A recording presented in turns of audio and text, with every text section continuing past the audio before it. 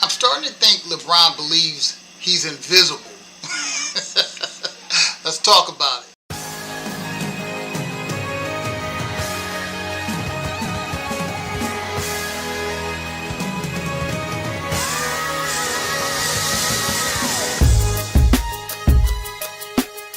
Okay, Ring Culture, welcome back to Ring Culture, where we play no games, we just spit game about the game we love. Before we get into this video, I want y'all to go to my other YouTube page, The Nuclear Reactor, and check out my sports reactions, link in the description. Shout out to the basketball show, because I saw him do a video on this, and when I heard the quote that LeBron made, not only was it insanely hilarious, I had to say something about this. LeBron has this fetish with talking about the process and not cheating the game. Yeah, LeBron of all people. I'm starting to think LeBron think that we can't see him. We can see that this is BS. You don't cheat the game. Anyway, I got two clips for y'all to listen to. I want y'all to listen to a portion of his SB speech, which was and a clip from him at a live audience, talking to the audience, giving them advice on how to be successful and not cheating the process. So I'm gonna let y'all process this garbage he's about to feed you. Check this out. Listen, you can love me. I know some of you hate me as well. But the one thing you will always do is respect me and appreciate the way I approach the game and what I've given to this game. Thank you. I'm so proud of these two men standing right behind me tonight. See, they're on their own basketball journey. And no matter how far they choose to go, they're not cheating this game. And that inspires me. When the season ended, I said I wasn't sure if I was going to keep playing. I know a lot of experts told you guys what I said, but I'm here now speaking for myself. In that moment, I'm asking myself if I can still play without cheating the game. Can I give everything to the game still? The truth is, I've been asking myself this question at the end of the season for a couple years now. I just never openly talked about it. I don't care how many more points I score or what I can or cannot do on the floor. The real question for me is, can I play without cheating this game? The day I can't give the game everything on the floor, it's the day I'll be done. Lucky for you guys, the day is not today. Yeah, you heard that right. LeBron James. Second clip. When you fall in love with the process of what you want to do, and that's with anything. That's not just basketball. That's whatever you guys are aspiring to do. You have to fall in love with the process. The end result will happen organically, and it'll make it so much more worth your while when you fall in love with the process, okay? Like, don't cheat the process. Don't cut corners. Fall in love with the process, and everything else take care of itself. So that's what I've been able to do for my career. So that's my words of advice to all you guys, the process. Absolutely insane. We can see you, LeBron. We can actually see you. You didn't cheat the game. Let me give LeBron a little bit of props. When he first came to the league, he was promising.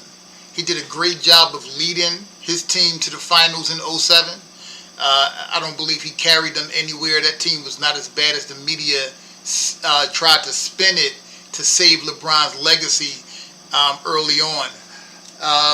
He led them to the finals. Then he got into the finals against the Spurs and he choked. LeBron choked in the 2007 finals. Sports media has fed all of us that he was too young for the moment, but he wasn't too young a couple of weeks before when he went nuclear on the Pistons. Come on, man. LeBron choked. That was just the first sign. Now, at this point, he's not cheating the game. He's not cheating the process. He's taking his lumps, just like every other NBA player. Let's fast forward. He's getting bounced and bounced, and then we come to 2010 when he's playing the Boston Celtics, and he chokes again. And then he quits. And then after he quits, in his mind, he probably thought, you know what? I'm not built like that. I'm going to cheat this game. That's when he ran to Miami and then got Chris Bosh to join him in Miami. At that point, cheating the game, that's when cheating the game started for LeBron James, and he never stopped. And he still hasn't stopped. He's been cheating the game since 2011. For him to sit up here and say that, fall in love with the process, his process was taking shortcuts. He says not to take shortcuts, but that was his process, was to take shortcuts to try to get easy championships. And it blew up in his face for the most part. He still barely got it done with the amount of help that he had. There was a report that came out that said LeBron played with 8 number 1 draft picks. 8 of them. I know all of them wasn't in their prime, but 8 is insane. They wasn't that far out of their prime. Except for maybe Shaq. Shaq was pretty much on his last leg.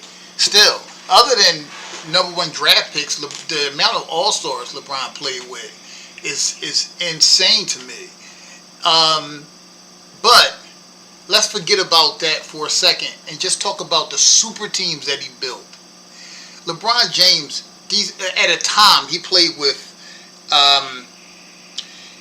Dwayne Wade, who was an NBA champ, a scoring champ, and a Finals MVP. Chris Bosh, who was a number 1 option, perennial all-star, and he was a beast at the same time. Then let's go to 2 more pairs. He played with Kyrie Irving, who was one of the, if not the best point guard in the league at the time, and Kevin Love, who was the best point guard, who was the best power forward at the time. It was between Love and Blake, and Love was a little better than Blake Griffin. Then he played with Anthony Davis. He won the championship in the bubble, the Disney ring. But then they got Russell Westbrook, who had just came off of 4 years of averaging the triple-double at the same time. That Lakers team, he had so many. My God. Carmelo Anthony. They had Caruso. They had Julius Randle at one point. Kuzma. Brandon Ingram. Oh my. They had so many players on that team. Dwight Howard. Rajon Rondo. Like the talent he played with in LA alone is staggering, and I know I'm not even naming all of them. Again, there's a video called Let Down on my other YouTube page, The Nuclear Reactor, and my sports reactions, where Danger Production is naming some of the players on that team. Go check that out, because I can't, off the top of my head, I can't remember all the talent that he got traded off of the Lakers team. But not cheating the game, LeBron James. LeBron James has been lobbying to play with Steph Curry. Does that mean he was going to go over to Golden State? Probably. You know, LeBron James cheats the game. That's what he does. LeBron James stat pads. He also said in his ESPYs speech that when the day comes, he can't give the game everything he has on the floor. You mean like not getting back on defense a lot of the times? And even when you're back on defense, barely playing defense? You mean when you're not getting back on offense sometimes as well? Come on, LeBron. What do you mean? All the turnovers and low IQ plays you make on defense and offense? I mean, this spell that sports media and clutch sports has put so many people under to deny reality when it comes to LeBron is amazing to me. I mean, people don't even believe their eyes. They will argue things about LeBron. Like, they talk about LeBron like he's Superman when he's really Clark Kent without a yellow sun. It's insane to me, the way they talk about LeBron. I mean, LeBron has 4 championships. He's been in the league for 22 seasons. He has 4 championships. It's awful. So why he gets this over-exaggerated treatment from the sports media is probably because they needed somebody to carry the mantle after Kobe Bryant and Tim Duncan and guys like that left. They chose the wrong person though, and systematically for years, LeBron and Clutch Sports have destroyed the integrity of the NBA. They destroyed the beautiful game that we love. They destroyed so much of it that we went through an era where players thought it was okay to get two perennial all-stars in their prime, and all three of them get together and play on the same team. That is cheating the game. That is insane. That's trying to get easy rings where you don't really want to compete as hard as you can for a championship. Let's not forget that. And when LeBron went to Miami, he left Cleveland and Bosh left Toronto. And that weakened the balance of the NBA by taking two big number ones off of a team and going to one team, and you leaving the rest of the East pretty much in shambles. You know, that's how he was getting to the finals so many times in the East. The East was watered down back then anyway. So you got these three juggernauts on one team, and they just running through the East. He got to the West. There were a few years in the West where LeBron wouldn't even have made the playoffs if it wasn't for the play-in. I know y'all remember this.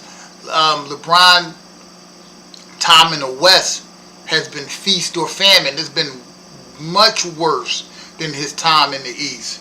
I think his time with the Lakers has been a failure for the most part. He did get a championship, so that's a huge success. A lot of people don't count that ring as on the same level as most, and I don't blame them at all. But we can see you, LeBron.